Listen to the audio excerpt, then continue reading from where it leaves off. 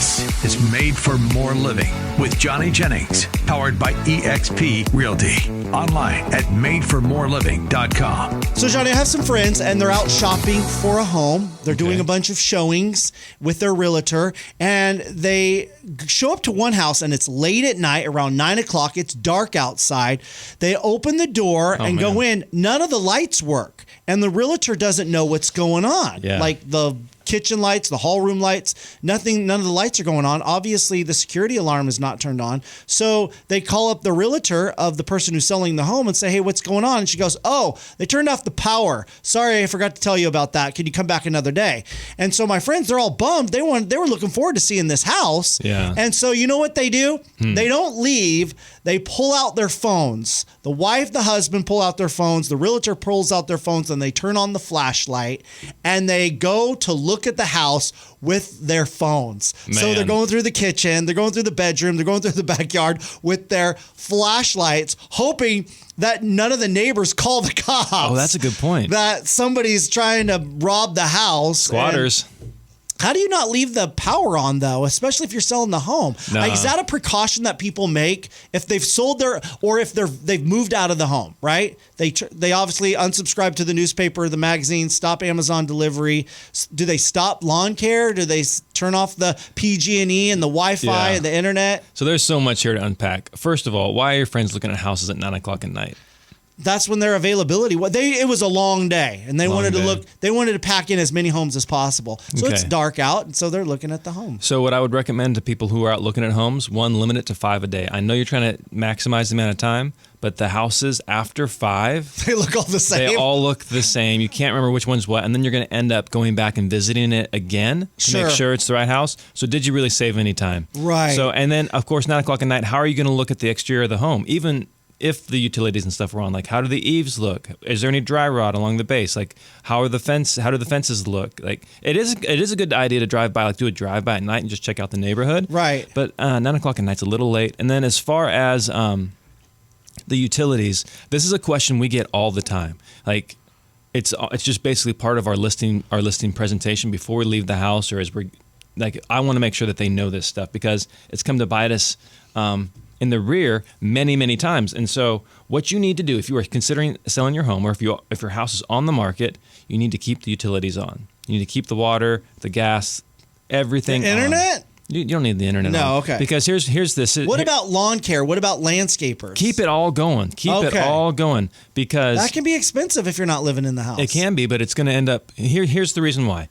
If the pool turns green, it's going to be way more expensive in that buyer's mind to turn that pool from green to clear than it would if you had just paid the extra $100 to keep the pool, the service going. Same thing with the lawn. And then as far as the utilities go, those have to be on for the buyer to do their inspections. How are they going to see if the stove's working? How are they going to see if the AC is functional? How are they going to see if the heater's working if all the utilities are off? So those have to stay on. And then another question we get, so this is kind of like as far as showing the home. Can I say one thing? Yeah, let's do it. I heard like from an older couple that we knew that lived on their street when they were showing their house, and they wanted to turn off the electricity because they were concerned that all the realtors and people traipsing through the house would leave the lights on and leave stuff the AC on. Yeah, and they were concerned that would.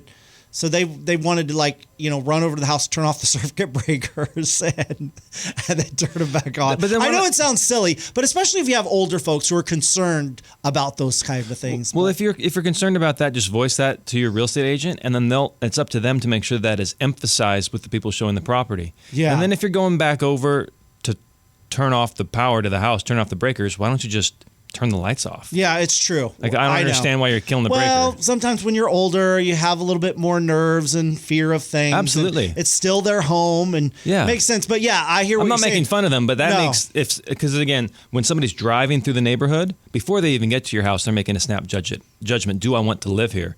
Then they pull up to the house. They're making a snap judgment on just the outside. And then they walk into the door and they can't turn the lights on. And right. That all of a sudden the emotion is falling. Yeah. And I had mentioned to them too that you might want to leave the porch light on, maybe leave a hall light on. Yeah.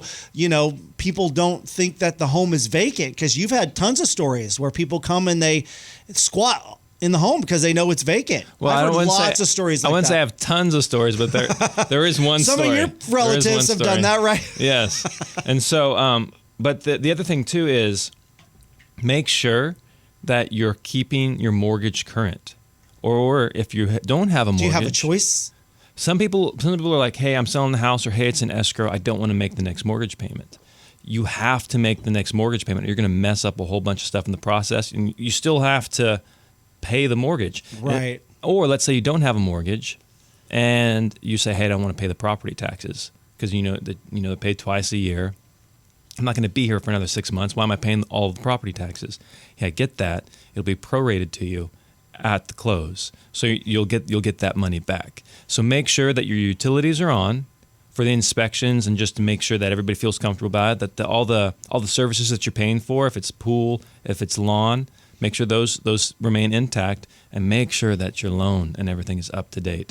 So yeah, those are questions we get regularly. Yeah. Yeah. Because people aren't sure, Yeah, Obviously, they don't want to pay two bills. They've moved into another house. They're paying PG and SMUD or electric, whatever. Yeah. And then we'll have to do it twice. And one of the great things, tricky. one of the great things about hiring a real estate agent is the whole reason why you hire a realtor is for them to save you and or make you money, right? That's where their value is. And so when you're hiring this person, make sure you're listening to them, because if you say, hey, screw it, I don't trust the realtor, I'm gonna skip this month's mortgage payment, and then I'll figure it out at closing, that's gonna end up costing you more money, right? And so just please, if you hired the person, make sure you trust them enough to listen to their advice. I have another question. So I've seen a number of movies where the realtor goes over to the house and does a lot of the cleaning, like cleans up the yard, will do some cleaning of the house. Is that their job? Is that their responsibility when you become the real estate agent for someone selling their home? Does it become your job then to do the upkeep for the home while it's vacant and you're selling it? I love that question. So we do provide services that assist with that, but does your dentist, let me put it this way, does your doctor take the trash out of his office? Probably, sure. Probably not. Oh, okay. He's probably got somebody that's helping him with that, because that's not the highest and best use of his time. Do you want your realtor, instead of out finding you buyers or out searching for that best home, that home for you, the replacement property, do you want them pulling weeds in your backyard? Right? That's probably not the highest and best use of that person's skills. And so can they provide services like that? So we just paid for a guy to have his tree trimmed. Right? It was touching. So if a tree or bushes or anything is touching a house, that's an issue with the pest inspections. Like it cannot be touching the home. And so he knew that, we knew that, so we trimmed the tree for him. No cost him. He's like, how much is it going to cost? And we said, nothing. We're paying for it. Oh, really? You paid for it? So we paid for it, yeah. And so as far as it being the realtor's job, that's up to the individual realtor and the client to decide, hey, this is what we expect out of this process.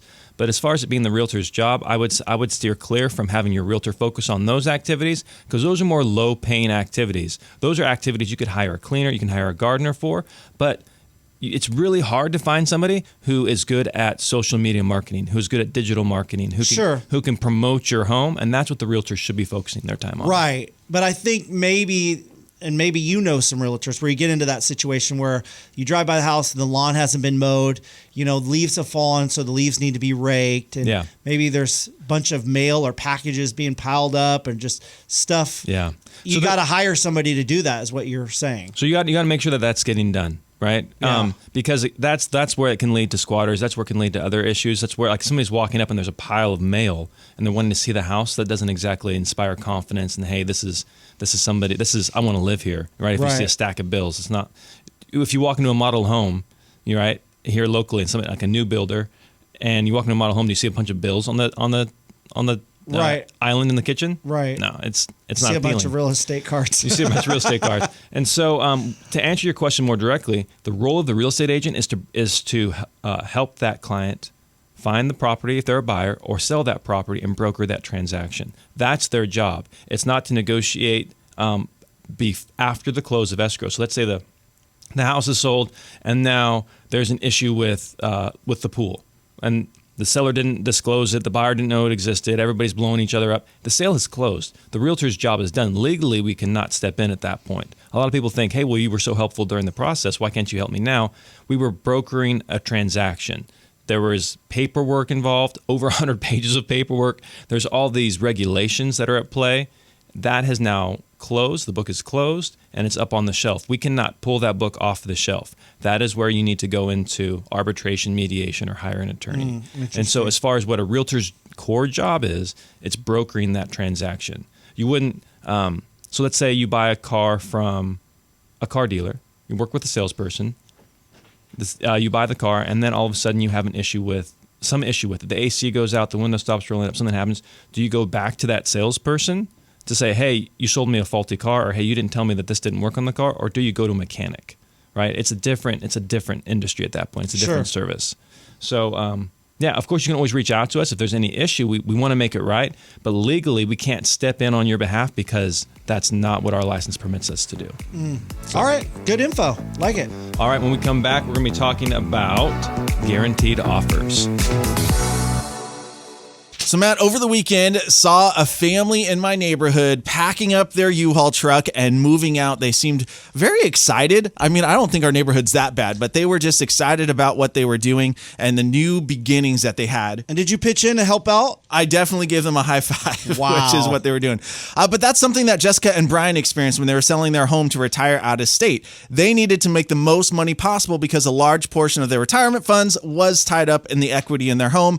And Johnny Jennings and the Tom Daves team were able to get them $35,000 above list price and help them make a smooth move out of state. If you're thinking about selling your home, how would you like not one, not two, but at least 3 cash offers, no matter what kind of condition your home is in? That happens when you work with our good friend Johnny Jennings and the Tom Daves team with Made for More Realty. They guarantee to get you at least 3 cash offers. Again, no need to do any of those costly repairs on your flooring, your backyard. Oftentimes, it's in the same day. So expect more, get more with Johnny Jennings and the Tom Daves team with Made for More Realty. Just Google Made for More Realty today and get more for your home. License number 1982171.